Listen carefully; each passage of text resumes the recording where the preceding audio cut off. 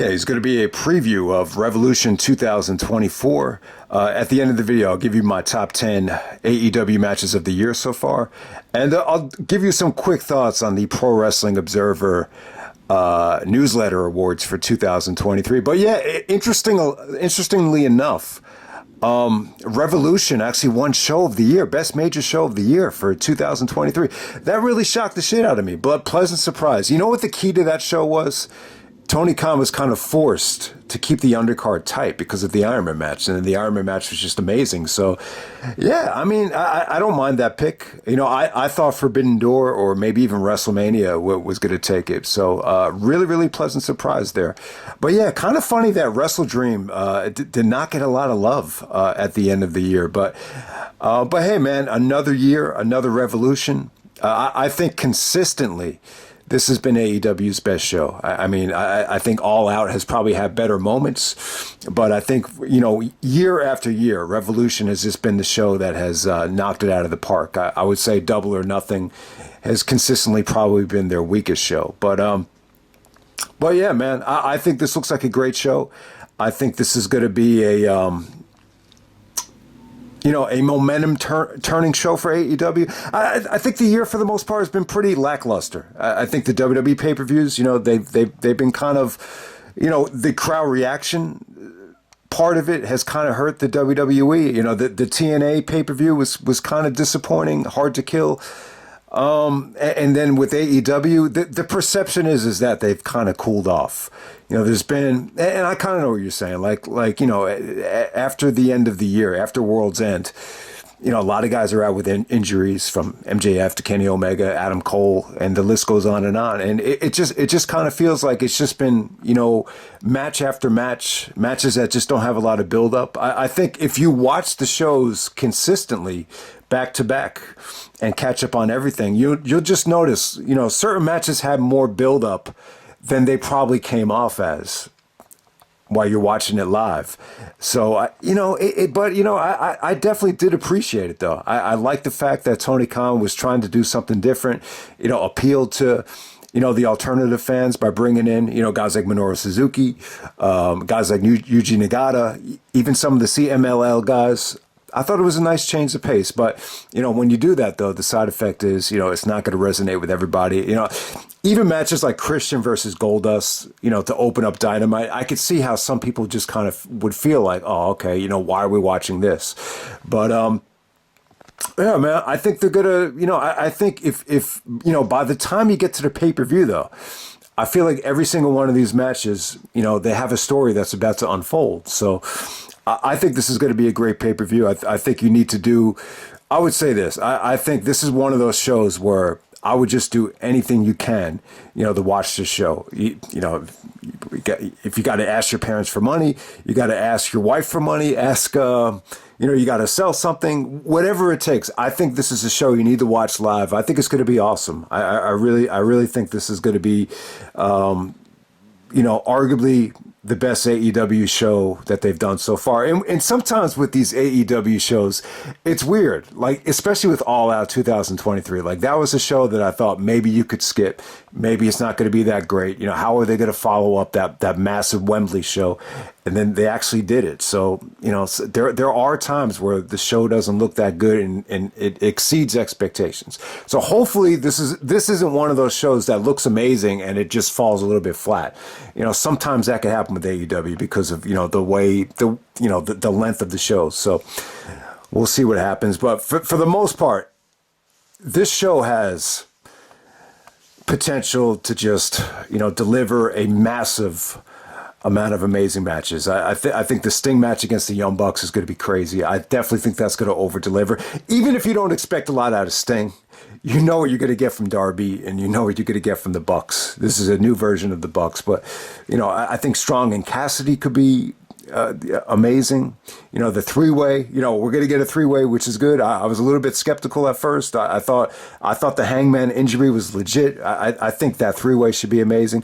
The women is the biggest question mark. To me, the women is the biggest question mark. Eddie Kingston and Danielson, you know what they can do. Ospreay and Takeshita should by far, be the match of the night. I'm hoping that Don Callis, won't get involved. I think they should hold off on the Ospreay, full-blown babyface turn. Christian and Garcia could be good, but that's the one match from the male side of things that I could see being a little bit of a mess in terms of the booking and, the overbooking. And, I think we might get a potential, Adam Copeland heel turn there, FTR and Blackpool Combat Club. I think that's going to be awesome. That should be a great match. The All-Star Scramble,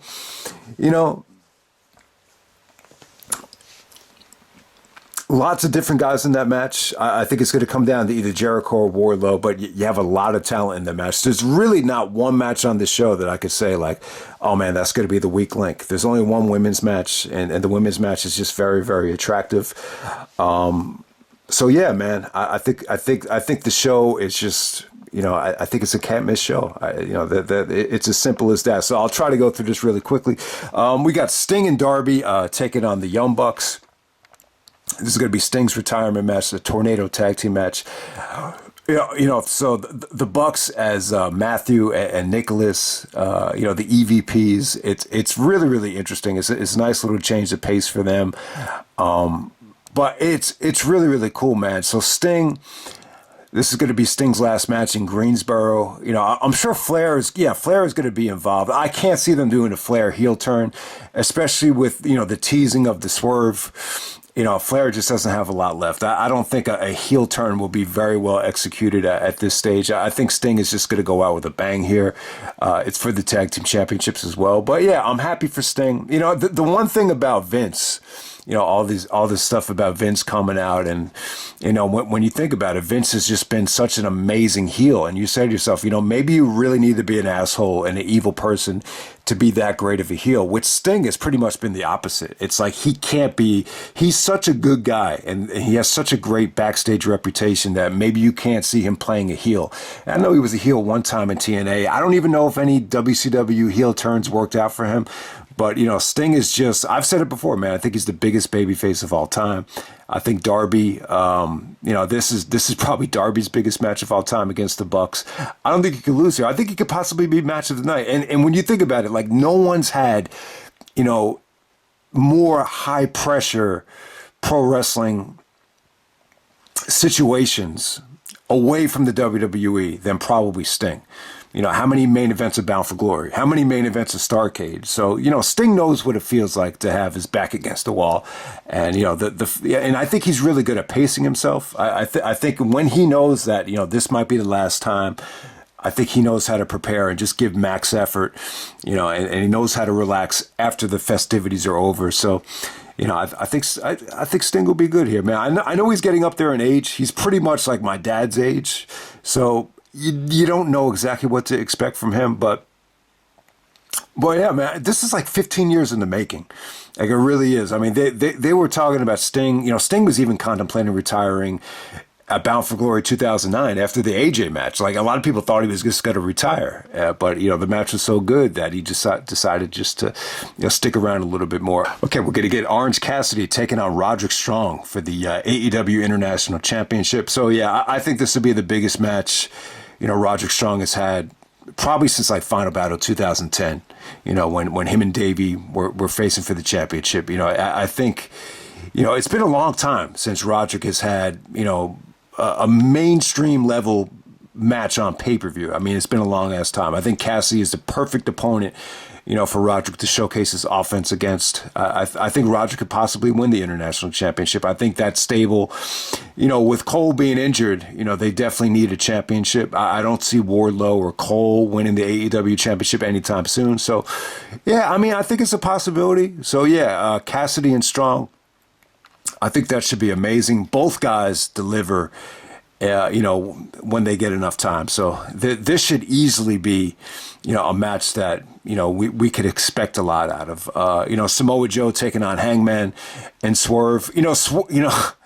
Hangman actually swerved me, and he swerved, man, in that opening segment on Dynamite. I think Joe's mic skills are, better than ever. That starving promo was awesome. He was able to kind of humiliate them and put them over at the same time. But, I thought Hangman was legitimately injured. They showed the injury. He came out limping. I thought he was legitimately injured. But as soon as Swerve starts talking shit about how he has to do what he has to do to win the championship, including, invading people's homes and stalking, 18-year-old wrestlers at wrestling school, you knew Hangman was going to, turn on him and hit him with the crutch. But good booking there. I was a little bit, we've seen injury after injury, with Punk and with so many guys that, I actually bought into it. But, thank God we're going to get a three-way here. I think, Joe in a three-way match is just very attractive. I mean, what Joe can do, when he's in three ways, the unbreakable three-way, probably the best three-way ever. So, that's what has me excited about this. I think it's a great opportunity for Swerve. I don't think they're going to pull the trigger here. I think Joe will retain. There's a little bit of fear of, is Joe going to be a transitional champion? But I think they got something special with Joe right here. I really think they do. He hasn't been champion for that long. The promos have been awesome. I love the way they've been booking him. I think it'd be a mistake. I think Swerve's big moment is probably going to come in a match that has a little bit more build-up than this. I can't see Hangman winning because he already won the championship, but it's a nice little mix right here. In a way, it's a good way to continue this awesome rivalry between Swerve and Hangman. Obviously, they have great chemistry on all levels. Some people even thought they had the match of the year, so I love that three-way match. And it doesn't have the burden of going last. It's not going to go last, so I think it'll be awesome. All right, next we're going to get Timeless Toni Storm going up against my Italian homegirl, Deonna Purazzo, for the AEW Women's Championship. I think it could be disappointing. I think, Deonna, I think she's a great wrestler.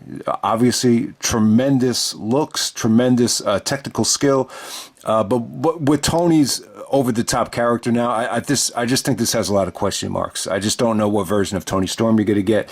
There have been times, even on Dynamite, where Deonna's come off a little bit cold. The match with Madison Rayne would be an example of that. But, it's cool, though. It's a cool storyline, though. It's not a match that doesn't have any story. Both girls have the same exact tattoo. They used to live with each other. They used to train with each other in Japan. So it's got a nice little background here. I definitely think Toni will retain. She actually won best gimmick in the Pro Wrestling Observer Awards. So she'll probably retain here, but I definitely think it'll be a step up, for the women from the last couple of, pay-per-views we've seen. And I think it's a great thing that there's only one women's match. All right, next up we're going to get Eddie Kingston taking on Bryan Danielson for the Triple Crown. The king of the bums, the king of the clams versus the king of the bums.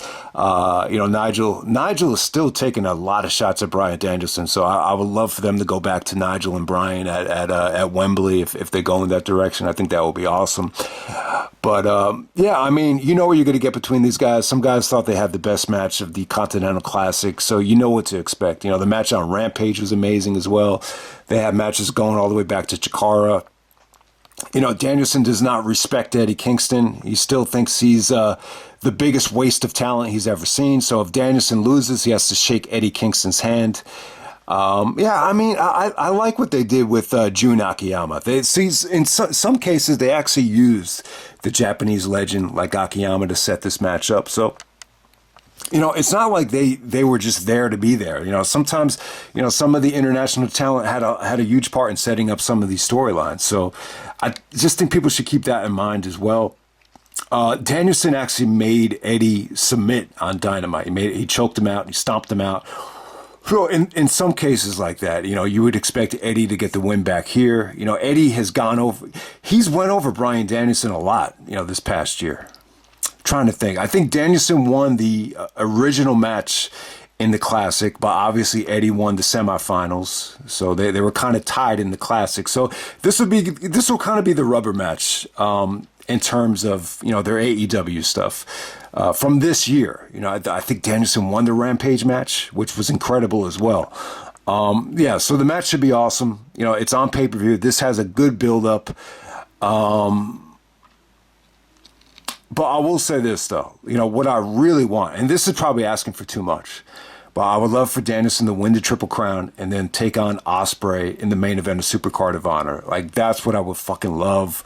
But hey, I think that's probably asking for too much, right? Especially with Tony Khan saying that he doesn't want to piggyback off of WWE. And, you know, Bryan and Ospreay, they're two AEW guys. They're not ROH guys. But hey, I'm just putting it out there. I would expect Eddie to retain here, you know, because, you know, it seems like Eddie's in a groove right now. And Eddie seems like the type of guy where if you take something away from him, whether it be money or a championship, I think he's the type of guy that would, you know, let it affect him emotionally, obviously. Will Ospreay taking out Konosuke Takeshita. You know, this should definitely be the match of the night, you know, maybe the match of the year. I think it's that good. I think Takeshita's gotten even better, you know, since his original, you know, debut in AEW. I mean, it's a huge match for Ospreay. See, I would love to see, and this is Michael Jordan versus Scottie Pippen in practice, is what Don Callis alluded to. I love that analogy. So I would expect, you know, Callis to kind of, you know, stay in the background and just let them do their thing. Let Ospreay get a clean finish. I don't think you need to I don't think you need to overbook this thing and set up the Ospreay babyface turn now. Just let him go out there and wrestle. I really don't think you need to overthink it. But hey, you know, Callis interfered in the Kenny Omega match against Takeshita. And I didn't really think the interference hurt the match. I thought he gave Takeshita a great victory there. I didn't think it hurt the match at all. I mean, I think the match could have been better. But I would just appreciate if Callis and the Screwdriver don't get involved in this match. Christian Cage taking on Daniel Garcia. You know, Edge really didn't, you know, Adam Copeland really didn't, you know, put up a fight here. You know, Garcia technically did not beat Adam Copeland, you know, to win the title shot. You know, it was going to be Garcia versus Edge. You know, the winner gets the title shot against Christian. It just kind of ended in a DQ and a no finish. And Edge didn't really, I don't know, you didn't really hear from him. So I would expect Edge, I think there's a possibility Edge and Christian might reunite here. I could be totally wrong. I really could be wrong. But, you know, if Edge is not even involved with this pay-per-view, I think Christian and Garcia should be great. I think in some ways this is Garcia's biggest match ever. It really is. You know, to go up against Christian. You know, Christian is such a great wrestler. He's so good at, you know, putting guys over and making guys look good. You know, it should be really, really good. You know, you just hope it's not overbooked. You know, if they're going to do the Edge heel turn, I would expect this to be just really, really overbooked. But it got really personal, though. You know, I mean, this has a great story behind it. Christian, once again, he's attacking, you know, guys' personal lives. He's bringing up Garcia's father dying because he was an alcoholic. And he was talking about Garcia's mother, who's still alive. And so, yeah, Christian got really, really personal. And, you know, Garcia got very, very emotional. So we'll see how that match plays out. You got FTR going up against the Blackpool Combat Club. I think this is great. So they had the match on Dynamite, went to a time limit draw. And you're going to get them, no, not for the titles. You know, Sting and Darby have the tag team, who has a tag team championship. Sting and Darby have it. So FTR, Blackpool Combat Club, just a regular tag match. It makes a lot of sense. You know, they're in Greensboro. FTR has been very, you know, been compared to, you know, Tully and Arn in the past. You know, the Brainbusters.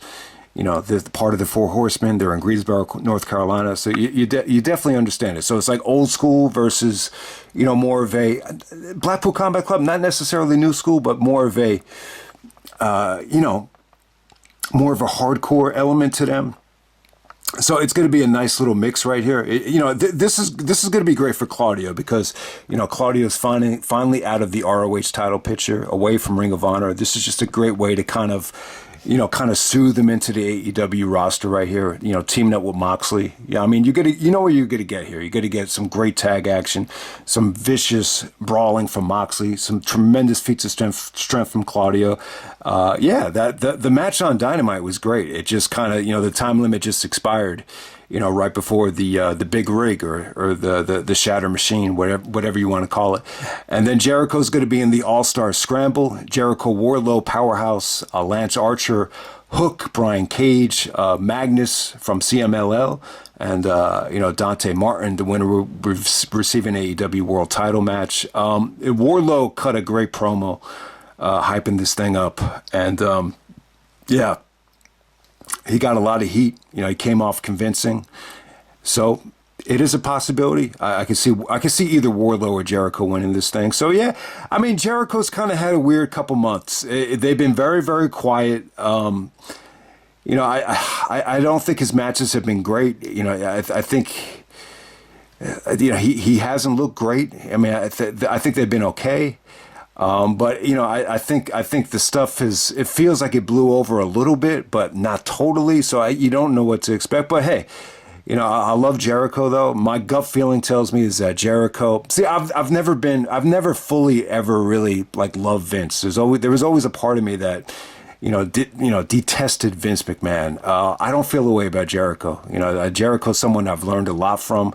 There's no one in the business that isn't afraid of admitting his mistakes and learning from it than Jericho. So I just hope this blows over and it's nothing serious, and it's but who knows? Hopefully Jericho could get through it, and it's a little bit of a weird matchup there. It would have been cool for RVD to be in this match too, because I think Van Dam's performances have been stellar to say the least. So yeah, everything I just talked about looks like it could be freaking great.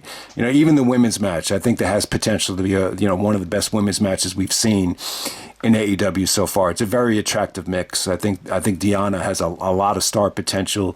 I think she could have been on The Sopranos and replaced Meadow Soprano. I think she's that good looking. But hey, man, you got to go out there and wrestle and get the job done. I just don't know how that's gonna come off. But hey, man, hopefully this is a great show. Okay, this could be my top 10 AEW matches of the year so far. At number 10, I got Orange Cassidy defending the International Championship against Tomohiro Ishii. This is from Collision. Yeah, I thought Ishii looked pretty good here. I wouldn't say this was great, but, Cassidy definitely had his moments against Ishii here. Definitely a nice little fun match. Once this got going, it was pretty damn good. At number 9, we got Eddie Kingston taking on Bryan Keith. This is from Collision. Danielson crashes the party after Bryan Keith officially announces that he's all elite, has an all elite wrestling contract. So congratulations to Bryan Keith. It was nice to see him get rewarded after his hard work at the Battle of Los Angeles and that final battle in the Survival of the Fittest. I thought him and Kingston had a slugfest right there. That was good. At number 8, we got Swerve waiting the whole effing show to find out his surprise opponent. I hate to say it, only a dumbass would not know that was RVD. So you got Swerve and RVD in a hardcore match to main event Dynamite. I gotta say, I was really impressed with Rob Van Dam. I thought he looked great. I think if you're gonna have Jericho be a full-time guy, why can't you have RVD, be on the roster as well? It's funny thing is, you haven't seen Christian, Jericho, Edge. You haven't seen Jericho interact with RVD, Edge, or Christian, since the inception of, AEW. So would definitely love to see RVD do some more stuff. He looked like he was in great shape. He didn't look like the worst he's ever looked. He looks like he's in better shape. He's still able to kind of, do his own thing, especially in the hardcore environment. I love the finish there. So, Swerve and RVD was a lot of fun. He got a lot of "you still got a chance," which you saw Jerry Lynn get in Ring of Honor. Now RVD is getting them, so everybody's getting old. But RVD is still pretty good. Number 7, we got FTR taking on Mox and Claudio to open up Dynamite. They go to a 30-minute time limit. The referee calls for the bell right before the big rig. It was good, man. It's a slow burn, but the last couple of minutes, you got hot tags. You got, just some nice slugfest type of, ugly action there. It was an ugly match, but it was beautiful though. So definitely check it out. Number 6, we got Garcia taking on Buddy Matthews from Collision. This was good, man. This was a nice little surprise there. It just shows you how good Buddy Matthews is when you put him in a singles match. Him and Garcia just had some, vicious exchange here. Whether it's those those knee strikes from Buddy are he does some of the best knee strikes I've ever seen. There's a couple of them there that just, will wake you up. And Garcia with the pile driver, that jackknife pin, very well executed. So check out Garcia and, Buddy Buckets there. Number 5, we got Joe taking on Hook. This is from Dynamite, main event Dynamite for the not Ring of Honor, but the AEW World Title. It was pretty awesome, man. It was fun, man. It was cool that Joe took on Hook because I think Joe and Taz have a lot of history. I think they might have worked together in TNA. I think Taz might have been Joe's secret trainer or secret mentor, something along those lines. And it was a good experience for Hook. They're very similar in terms of, to Chiquita Clutch, the choke, the T-bone suplexes came off great on Joe. The Uranagi on the table from Joe to Hook looked incredible. So definitely check out Joe and Hook. I don't think Joe is going to lose the belt. I think he's hot right now. I think he's in a nice little groove. I'm still not sold on Swerve yet. I think this is going to be a big weekend for Swerve in that triple threat match. In terms of, are you sure that he's ready, to be AEW champion? Some people are going to say he already proved it at Full Gear, and that's fine. But I think this is going to be a big weekend too, for Swerve. But hey, at number 4, we got Bryan Danielson taking on Hechicero from CMLL on Collision. This shocked the shit out of me. This dude is awesome. He is a technical wizard. He was able to kind of, lock up Danielson in some submissions I've never seen before, almost like an octopus. Very reminiscent of Gresham in terms of the way he locks on some of these submissions. But yeah, this dude knows how to wrestle. Danielson really met his match in terms of someone that could just lock on a submission to him on the mat. It was really, really fun to watch. So check out that match from Collision. I think that was right after Eddie and Keith. Next up, number 3, we got Swerve taking on Hangman in another awesome match, time limit draw.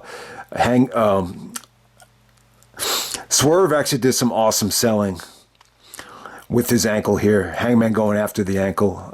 But yeah, you got a ton of kickouts. You just got to, once again, they just have amazing chemistry. You got to see them wrestle here for free on Dynamite after some of the classics that they had at Wrestle Dream and at Full Gear. So yeah, ends in a draw. This pretty much, sets up both guys being in the triple threat match. So there you go. At number 2, I'm going to go with FTR and Daniel Garcia taking on the House of Black. They had a lot of matches on Collision. I guess they had 2 matches on Collision. If you want to go to the straight up match, that's fine. That match was really, really good. Lots of drama, lots of breakups, lots of near submissions. But the cage match, the cage match was really, really cool. Probably the biggest win I think Garcia's ever gotten. For him to win that match, I think it put him over huge. And yeah, it was really, really overbooked. It was fun. It kind of reminded me a little bit of that, that Tower of Doom, War Games match. A little bit, just the stipulation about how you have to escape the cage. Sometimes it's kind of tough because, you don't want to escape the cage too soon. You want to help your tag team partner. So, yeah, the rules are a little bit weird here because it is 3-on-3. It's not every man for themselves like that War Games match. So, or actually the War Games match was you're actually wrestling for your team as well. But hey, it was an awesome match. Lots of drama. Both of these teams had some great matches on Collision, so definitely check them out. And at number 1, I'm going to go with Darby versus Takeshita. It was pretty damn awesome, man. Takeshita looked great here. That avalanche German suplex, that's the best anyone's ever done, an avalanche German suplex in a long-ass time. Probably the best one since Benoit on Angle in that cage match where Angle almost broke his neck. But yeah, the Takeshita, when he delivered it, Darby landed flat on his back, so that was cool to see. But yeah, Darby was awesome after getting his ass kicked, throughout most of this match. But yeah, it was pretty cool, man. Darby and Takeshita definitely does hold up. They need to go back to this down the road somewhere. So that's actually from the first Dynamite, and I would still say that's probably the best AEW match of the year so far from all these television matches. But yeah, that's pretty much it, man. hope you guys enjoyed the video, and hope everybody enjoys Revolution. It should be an awesome show. Man, I knew I was going to leave something out, and I left it out. Probably the best match that AEW has had so far. We're going back to Valentine's Day. It's the Matt Taven, hell of a opportunity for Matt Taven to main event Dynamite. Really seized the moment. Matt Taven versus Orange Cassidy. I think the International Championship is on the line. This is a Texas death match on Valentine's Day. Holy shit, this was a lot of fun. Crazy. The highlight of the match is Matt Taven's over the top rope torpedo crash and burn into the table. That was crazy. But him and Cassidy had a war. Bloody. I mean, it was Valentine's Day, so you saw all these Valentines, boxes of what looked like it was supposed to be chocolate, and instead it was, thumbtacks, all sorts of weapons. It was crazy. Best friends interfered. Roderick Strong interferes. Cassidy still wins. It's a Texas death match, so Matt Taven was down for the 10 count. So definitely check it out. That was probably the best match from this whole list. I mean, if I remembered it, it definitely would have been in the top 3, top 2, top 3, top 1, whatever. But yeah, Takeshita and Darby, that might still be my choice. But the one match that I totally botched and missed, I guess I just forgot to write it down. It was Matt Taven, Orange Cassidy, Texas Death Match on Valentine's Day. They should just call this the St. Valentine's Day Massacre, because yeah, it was pretty damn good. So that will be arguably the best AEW match of the year so far. Hope everybody enjoys Revolution. It should be a hell of a show, and I'm out. All right.